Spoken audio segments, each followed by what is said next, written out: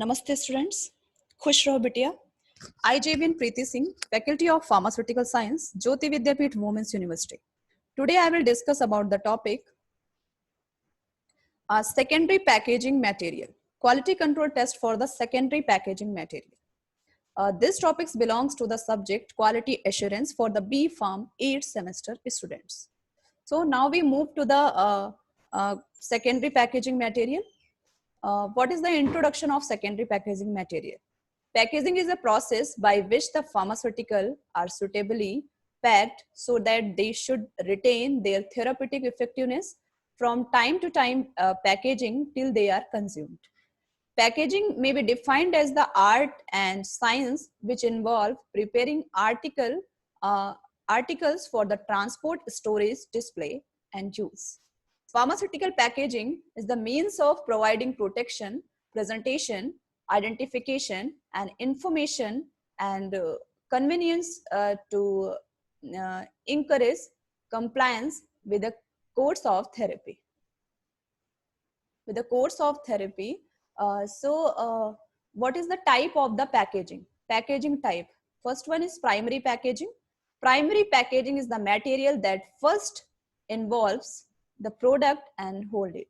This is usually is the smallest unit of distribution or use and is the package which is in direct contact with the content. Secondary packaging. Secondary packaging is outside the primary packaging used to group primary package together. Now we come to the tertiary packaging. Tertiary packaging is used for the bulk handling, warehouse, storage, and transport. Most common form is palletized until a load that packs tightly into container. Secondary packaging. Secondary packaging designated the packaging used to group various pre-packaged products together. A secondary packaging is not in direct contact with the actual product. Its use and application usually differ distinctly from those of primary packaging, although the purpose of both types may add time coverage. Secondary packaging said to have two central functions.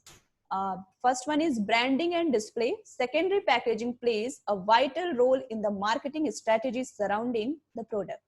This is especially relevant in case of display packaging. Logistics. Secondary packaging serves to group several products together for ease to handling, transport, and storage.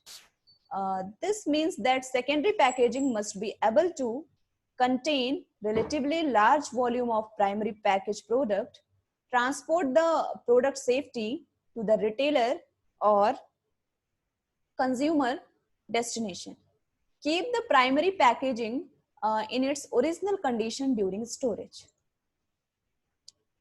Now we come to the different types of secondary packaging materials. First one is paper and board and cartons, corrugated fiber board. And ideal properties of secondary packaging material. The dimensions should be appropriate to withstand the stress during transportation. It should not affect the primary packaging. It should have sufficient strength to hold the material. Thickness should be appropriate to have mechanical strength. Testing of paper and board, dimension and grammage. Dimension, the physical dimension of the given paper board is taken and recorded. Grammage, a test piece of suitable size 10 centimeter into 10 centimeter is cut and weighed. The grammage of the sample is determined by the grammage is equal to 10 to the power 4 into weight and A into B. W is equal to weight in grams and A is equal to length and B is equal to breadth. So now we come to the thickness measured with a micrometer, and thickness is related to the grammage of the paper and its bulk density. It directly influences the physical property of the paper like stiffness and varnishing and cutting. Surface pH, acidity in paper may be caused by the presence of residual chemical left in the pulp. A drop of distilled water is placed on the top of the test piece and the electrode of pH meter is placed in the drop touching the paper. The reading is taken after 2 minutes. pH after extraction. Cut 1 gram of paper and place in a 100 ml of flask fitted with condenser and 20 ml of boiling distilled water in a small portion. Till the paper is wet, add 50 ml of distilled water, reflux and digest with occasional shaking at 95 to 100 degrees centigrade for 1 hour. Cool to 40 to 45 degrees centigrade, remove the condenser and shake, cool in water bath, determine the pH of the supernatant with pH meter. Moisture content. Conditioned specimen is weighed and heated to a constant weight to expel the moisture. The difference of the two weights give the moisture content of the paper. Percent moisture is equal to 100 in bracket A minus B divided by B. A is the original weight and B is the weight after drying. Ash content. What is ash content? Take about 1 gram of specimen and make it in shreds and place in a previously weighed crucible C. Heat carefully over a burner till completely burned. Transfer the crucible into a muffle furnace at 800 degrees centigrade until all the carbonaceous matter are burned off, and cool in desiccator. Weigh and repeat the experiment to a constant weight. Alkalinity. Place about 5 gram weight of accurately weighed sample, cut into the piece in a stopped flask containing 250 ml of 0.02 and HCl. Allow to stand for 1 hour with occasional shaking. Decant and titrate a measure quantity against 0.1 and NaOH using methyl orange as an indicator carried out by the blank. Cobb test. This measures the mass of the water absorbed by 1 centimeter square of the test piece in a specified time under a head of 1 centimeter of water. It is determined by the weighing before and after exposure to the water and usually quoted in gram per meter. Folding endurance. Fold the test piece back and forth until rupture occurs. Tensile strength. The maximum tensile force per unit width that paper or board will withstand before breaking. Tear strength.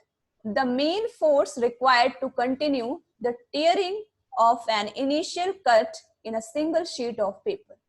Burst strength. The maximum uniformity distributed pressure applied at a right angle to surface that a test piece of paper and board will stand under condition test.